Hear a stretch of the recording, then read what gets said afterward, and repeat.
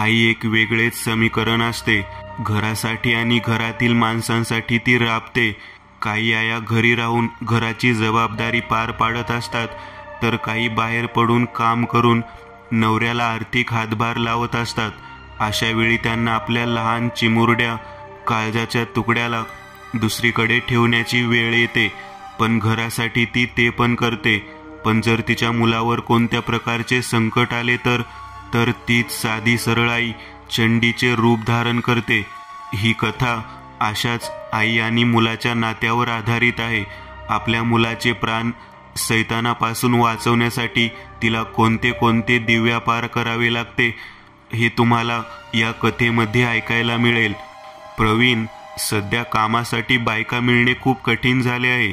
आता चांगल्या बायका कामासाठी मिळत नाही. मी 1-2 बायकांशी बोलले तर त्यांनी माझ्या हातात एक भली मोठी यादी दिली, ज्यामध्ये त्यांच्या अटी, सुट्टी, किती तास काम करणार, कोणते काम करणार, किती वेळ आणि मुलाला सांभाळायचे असेल तर त्याचे वेगळे पैसे. मला प्रॉब्लेम नाही, पण विश्वास. रुद्र 1 महिन्याचा आहे आणि तुला तर माहीत आहे बाहेर काय सुरू आहे. म्हणजे मुले भीक मागायला भाड्याने देणे किंवा मग ते रडले तर मारहाण करणे. ऐकले तरी अंगावर काटा येतो बघ. एक मावशी आहे, त्या तयार झाल्या आहेत आणि काही अटी नाही त्यांच्या. जरा गरीब वाटल्या आणि रुद्र पण छान खेळत होता त्यांच्यासोबत. त्यांना आज बोलावलं आहे. वैशाली ऑफिससाठी तयार होत म्हणाली, वैशू किती काळजी. स्वतः प्रश्न पण तयार करतेस आणि उत्तर पण देतेस. काय बोलू मी सांग. हा प्रवीण थोरातचा मुलगा आहे, त्याला काही होणार नाही. प्रवीण हसत टाय बांधत म्हणाला, हो का. तो एकट्या प्रवीण थोरात नाही तर वैशाली थोरातचा पण मुलगा आहे. हे बघ प्रवीण, तुझा बिझनेस छान सुरू आहे, आपल्याला कसली कमी नाही. आणि असे असताना मी खरंच जॉब करू असे तुला वाटते का. म्हणजे बघ, मी घरी असेल तर रुद्रची काळजी घेऊ शकेन.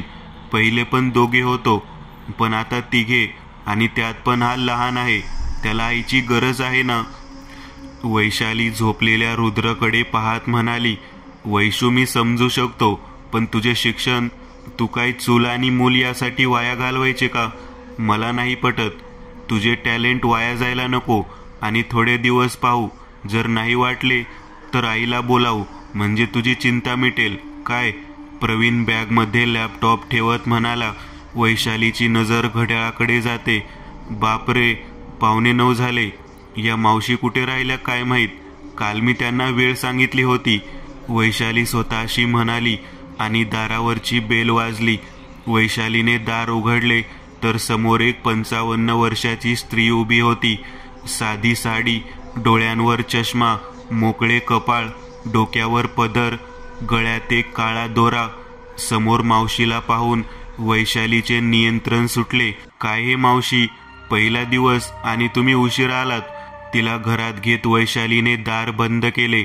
माफ करा मॅडम, ते माझा बसचा अंदाज चुकला. उद्यापासून मी लवकर येईन. त्या मावशी दीन स्वरात म्हणाल्या. ब्रेकफास्ट टेबलवर प्रवीण होता. त्याची ओळख करून दिली. घरात सर्व कुठे, रुद्रला काय द्यायचे, त्याची औषधे, त्याची आंघोळ, कपडे सर्व सांगून वैशाली बेडरूममध्ये आली. तिकडे निरागस शांतपणे रुद्र झोपला होता. त्याच्या डोक्यावर हात फिरवून त्याचा हलकेच पापा घेऊन ती भरल्या डोळ्याने बाहेर आली. प्रवीणने पण जाऊन रुद्रचा पप्पा घेतला.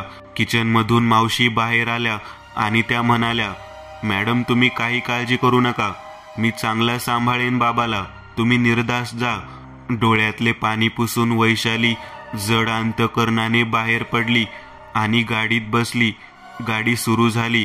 आज मला अस्वस्थ वाटत आहे. माझं बाळ मी कोणत्या तरी दुसऱ्या बाईच्या जीवावर ठेवून बाहेर पडले आहे. ती सांभाळेल ना माझ्या बाळाला. ती सांभाळेल ना माझ्या बाळाला नीट, की मी नाही म्हणून रडून थैमान घालेल. मी कामावर जाणे गरजेचे आहे का, हे माझ्या बाळापेक्षा मोठे आहे का. अचानक तिच्या हातावर प्रवीण हात ठेवतो आणि ती विचारांच्या गर्दीतून बाहेर येते. काय ग, काय झाले, बरी आहेस ना. प्रवीणने विचारले. तसे खोटे हसून तिने मानेने काही नाही असे दर्शवले. वैशू नको काळजी करू. अगं कितीतरी कामाला जाणाऱ्या बायका आपल्या मुलांना पाळणाघरात ठेवतात. प्रवीण गिअर बदलत म्हणाला.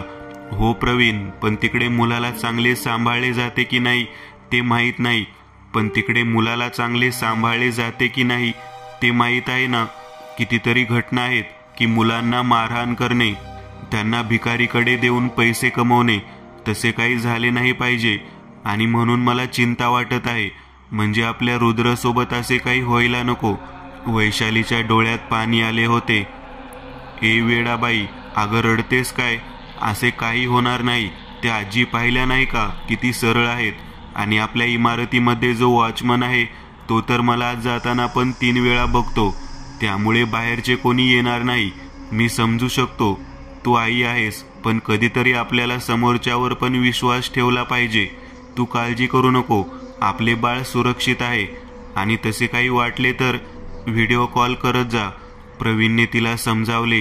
त्यावर बोलून वैशालीने संभाषण संपवले. वैशाली एका ॲड कंपनीमध्ये काम करत होती. एका ॲड संदर्भात प्रवीण आणि तिची ओळख झाली आणि नंतर प्रेम, लग्न आणि मग रुद्र. प्रवीण स्वतः बिल्डर होता. शिवाय गावी शेती आणि साखरेचा कारखाना जे त्याचे वडील पाहत होते. प्रवीणच्या घरचे चांगले होते, पण वैशाली मध्यमवर्ग कुटुंबामधून होती. वडील गेल्यानंतर आईने तिचा सांभाळ केला होता. पण लग्नानंतर 2 वर्षांनी तिच्या आईचे सुद्धा निधन झाले. भाऊ नसल्याने आता तिला माहेरचे असे कोणी उरले नव्हते. आणि तिला कधी ह्याची जाणीव सुद्धा झाली नाही, कारण प्रवीणची आई आणि बाबा तिला आपल्या मुली एवढे प्रेम करत होते. आज वैशालीने जवळजवळ 11 महिन्यानंतर पुन्हा ऑफिस जॉईन केले होते.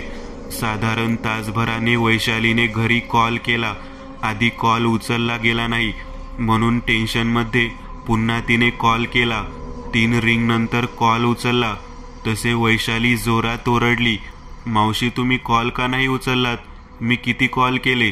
त्यावर मावशी थंड स्वरात म्हणाल्या, माफ करा मॅडम, मी बाथरूममध्ये होते बाबासोबत, त्याला आंघोळ घालत होते म्हणून नाही उचलला. त्यांचे वाक्य ऐकून वैशालीला तिची चूक समजली आणि ती खजील झाली. तिने त्याची माफी मागून रुद्र काय करतो आहे ते विचारले. नुकतीच आंघोळ झाली आहे आणि आता त्याला भरवणार आहे असे उत्तर आले. ठीक आहे बोलून तिने कॉल ठेवला.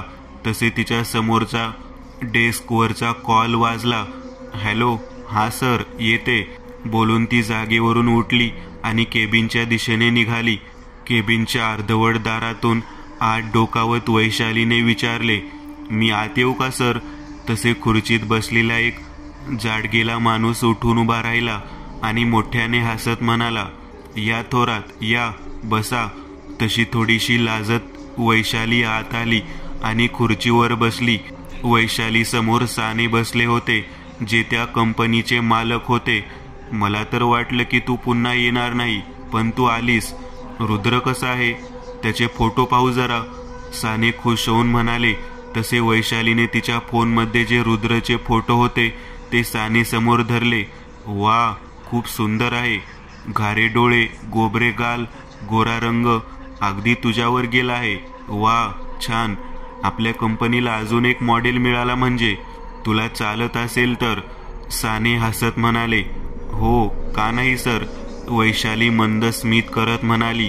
तर वैशाली, मी तुला इकडे आपले नवीन प्रोडक्ट याची सर्व ॲडची जबाबदारीसाठी बोलावले आहे. आणि मीटिंगमध्ये वैशालीचे 3 तास गेले. वैशाली बाहेर आली तर 2 वाजले होते. तिने घरी कॉल केला तर रुद्र जेवून झोपला होता. त्यानंतर वैशालीचे लंच करून कामाला लागली. ते 6:30 कधी झाले ते समजले नाही. प्रवीणने खाली येऊन कॉल केला. हॅलो मॅडम, घरी येण्याचा काही विचार आहे की नाही? प्रवीणने विचारले. अरे देवा, 6:30 झाले.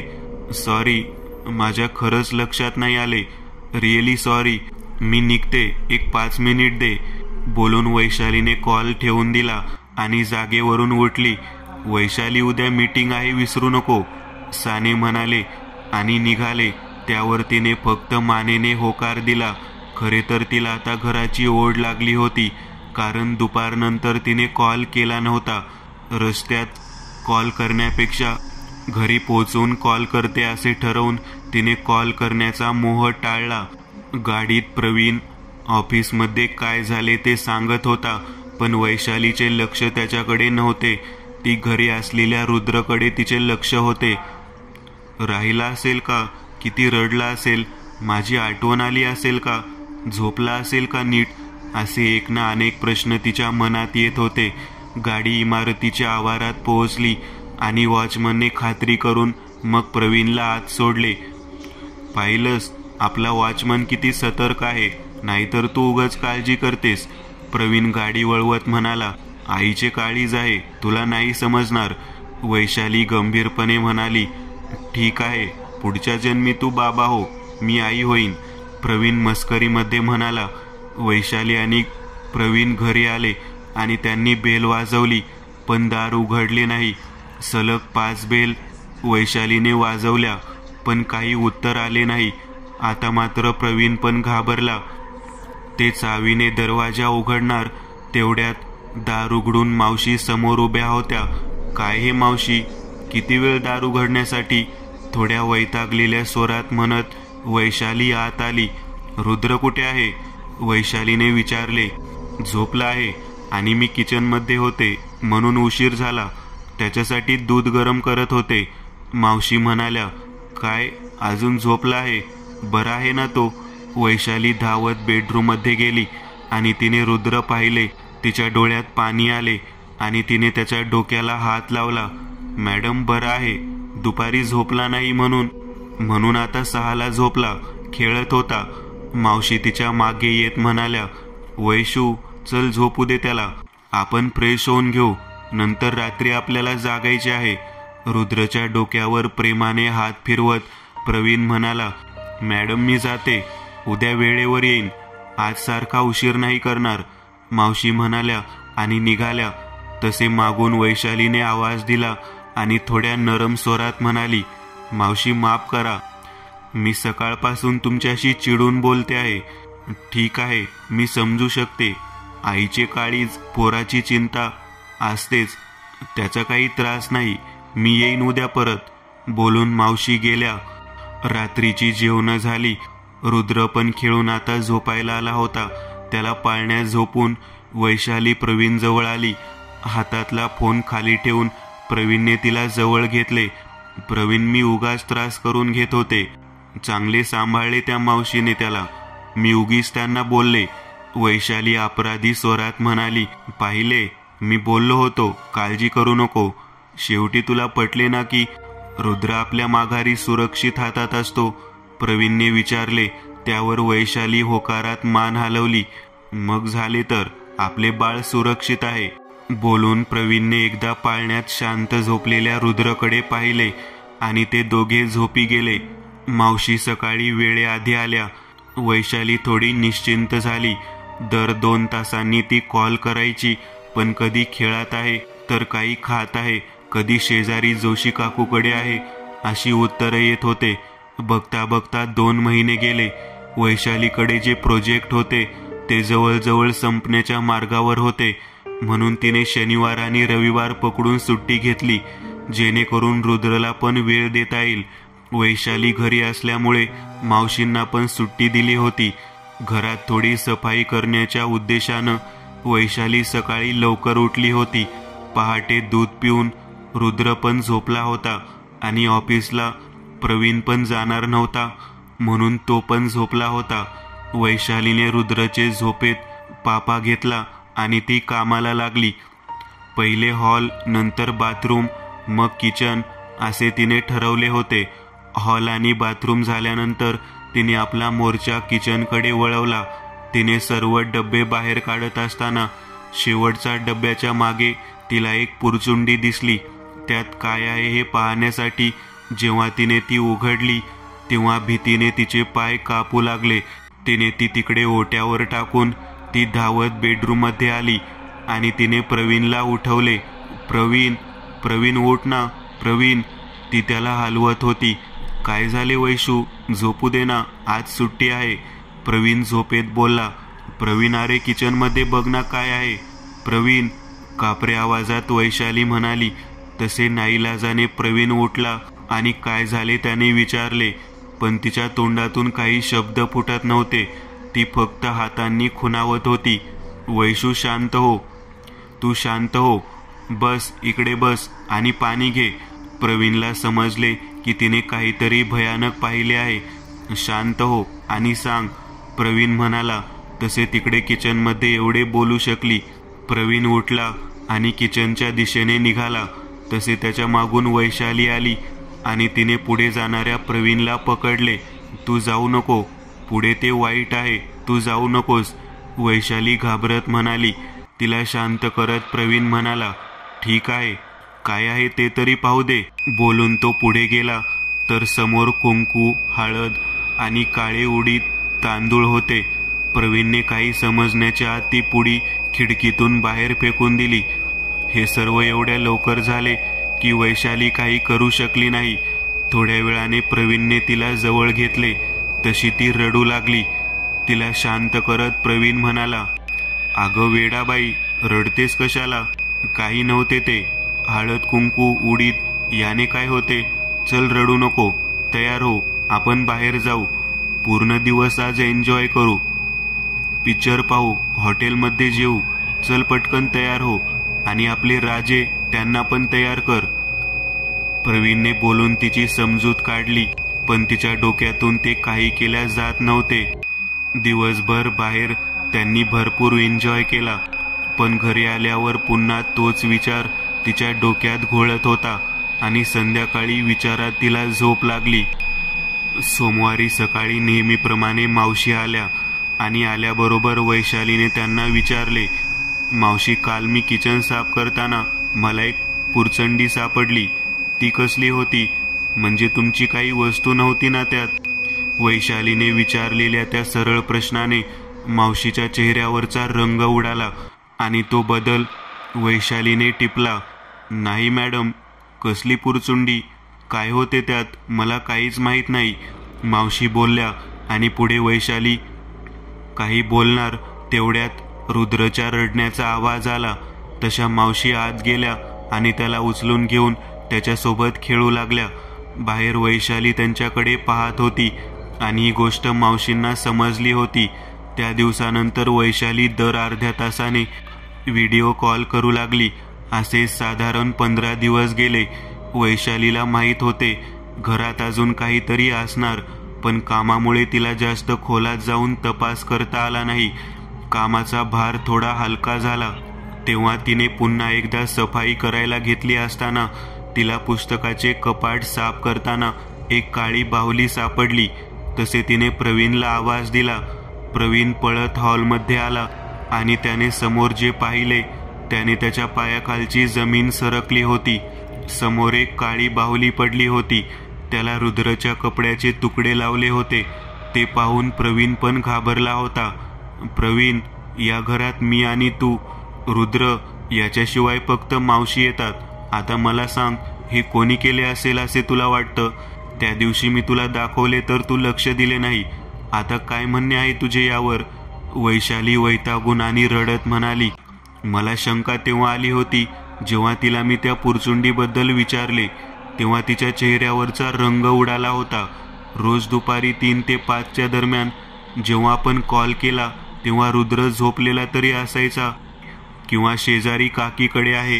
परवा मी जेव्हा कॉल केला तेव्हा मला समजले की रुद्र जोशी काकूकडे आहे. मला शंका आली म्हणून मी त्यांना कॉल केला तर त्या बाजारात होत्या. मी त्यांना घरी जाऊन हळूच पाहायला सांगितले तर त्यांना आतून एक स्त्री आणि पुरुष बोलत होते असा आवाज येत होता आणि त्यातील एक आवाज मावशीचा होता. मी काल ठरवले की ऑफिसमधून लवकर घरी यायचे आणि यांना पकडायचे, म्हणून मी तुला सांगितले की मीटिंगसाठी बाहेर आहे. पण हाफ डे घेऊन मी घरी आले. बेल न वाजवता दरवाजा उघडला तर आतमध्ये रुद्र मावशीच्या मांडीवर खेळत होता. मला वाटले की नसेल काही, पण मग जोशी काकू खोटं का बोलतील? मी त्यांना ज्या एजन्सीने पाठवले तिकडे कॉल केला आणि त्यांनी शेवटी कुठे काम केले त्याचं नाव आणि पत्ता मिळवला. तिकडे कॉल केला तेव्हा समजले की ह्या मावशी जादूटोणा करत असताना त्यांनी पाहिले आणि कामावरून काढून टाकले. एजन्सी दया आली आणि पुन्हा असं करणार नाही या बोलीवर त्यांना आपल्या घरी पाठवले. मला वाटले होते घरात अजून काहीतरी मिळणार आणि आज हे सापडले. वैशालीने बाहुलीकडे पाहत म्हणाली.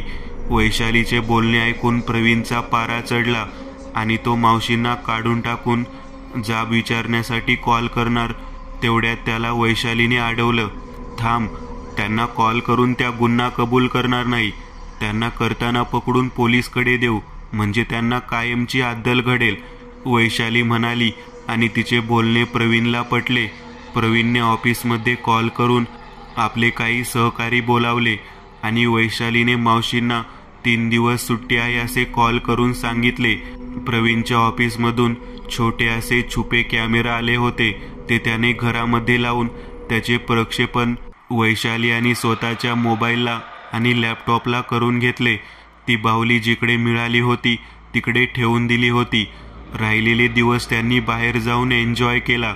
3 दिवसांनी मावशी आल्या. त्यांना काही न दाखवता वैशाली नेहमीच्या सूचना देऊन प्रवीण सोबत ऑफिसला निघाली. गाडी गेटच्या बाहेर पडलेली पाहून मावशींनी किचनचा ताबा घेतला. खिमटी केली, टीव्ही चालू केला. रुद्रला झोपेतून उठवले आणि तसाच उचलून त्याला थंड पाण्याचा टबमध्ये नेऊन बसवला. तो जोरात रडू लागला. तसे त्याला जोरात मारले, त्याच्या डोक्यात मारले आणि त्याला बाहेर काढून त्याला खिमटी भरवली. पण त्यात पण कसली तरी पूड मिसळली होती. त्याला खायला घालून झोपवलं आणि स्वतः टीव्ही पाहत राहिली. नंतर तिला कोणाचा तरी कॉल आला. त्याला उत्तर देऊन ती पुन्हा टीव्ही समोर खात बसली. ठरल्याप्रमाणे वैशालीने तिला कॉल केला तसे तिने टीव्हीचा आवाज बंद केला. तोंड वाकडे केले, काही बोलली आणि तिने कॉल उचलला. वैशाली आणि प्रवीण सर्व बिल्डिंगच्या बाहेर गाडी उभी करून मोबाईलवर पाहत होते. मावशी, रुद्र कुठे आहे? वैशालीने विचारले. त्यावर तिने एकदा बेडरूमकडे पाहिले आणि म्हणाली, तो जोशी काकूकडे गेला आहे. आता खिमटी आली आणि त्या घेऊन गेल्या. बोलून वैशालीने कॉल कट केला. तसे मावशीने अजून कोणाला तरी कॉल केला आणि साधारण 25 मिनिटांमध्ये एक माणूस गेटमध्ये प्रवेश करताना दिसला. थोड्या वेळाने तोच माणूस त्यांच्या घरात दिसला. हा आत कसा गेला म्हणून प्रवीणने वॉचमनला कॉल केला तेव्हा समजले की लहान मुलांना डोस पाजण्यासाठी तो आला आहे असे सांगितले आणि त्याचे कार्ड पण दाखवले होते. म्हणून त्याला आत सोडले. वैशू, आपण आत जाऊ, कारण आत काय होणार आहे, प्रवीण म्हणाला. तसे वैशालीने त्याला अडवले आणि म्हणाली, थांब प्रवीण, हा पहिल्यांदा नाही आला, याआधी पण आला होता. कारण हा तोच असेल ज्याचा आवाज जोशी काकूने ऐकला असेल. तेवढ्या त्या माणसाने हातात कसले तरी पुस्तक घेऊन वाचायला सुरू केले.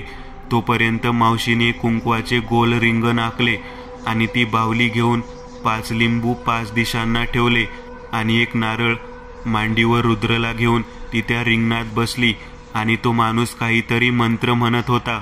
रुद्रला जाग येत होती. आता काहीतरी भयानक होणार हे समजत होते.